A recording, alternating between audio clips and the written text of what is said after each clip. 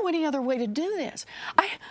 I didn't run for the United States Senate so that I could try to make the lives of the biggest financial institutions even better.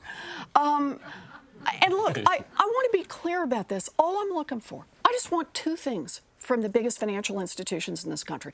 The first one is don't cheat people. That's what the Consumer Financial Protection Bureau is. Right. You know, just don't cheat them. No more of the tricks and traps buried in the fine print. No more not following the law on just the basic products you put out. Mortgages, credit cards, whatever it is. And the second thing is no more too big to fail. Don't wreck our economy. Those are the only two things I'm asking for from the biggest financial institutions in this country. And all I can say is they are still spending millions to fight back so that they don't get regulations, so there's no accountability. And that's what this is all about. They don't want any accountability. They want to go off and run their businesses the way they want to run them and say, hey, you know, we'll let you know how it works. I know there was a story this week that, you know, I mean, when you do things like you do, like going on the Senate floor and saying we need to break up Citibank, they say they're not that happy. And not only do they say they're not going to give you money, which is a given, they say they're not going to give it to any of your Democratic colleagues. So when that happens, I know you kind of say, yeah, but do they come to you? Do your colleagues come to you and say, Elizabeth, please, please. You're killing me. We need the money. No, nobody has. Nobody has. But I do want to say this.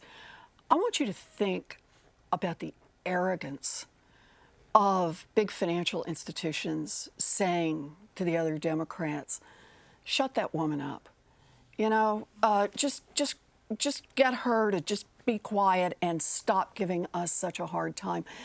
There's a chutzpah around that that just really makes you say, we got a problem in this country, and it tells me that the problem is not just that Washington works for those who've got money and power, that it works for those who can hire lobbyists, but boy, those who have money and power expect it to work for them, and they're going to demand some accountability from our government rather than our government on behalf of the people demanding some accountability from the financial institutions. Absolutely. That's how I see it.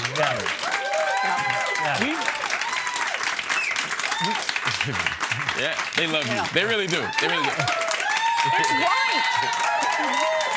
That's when politicians speak that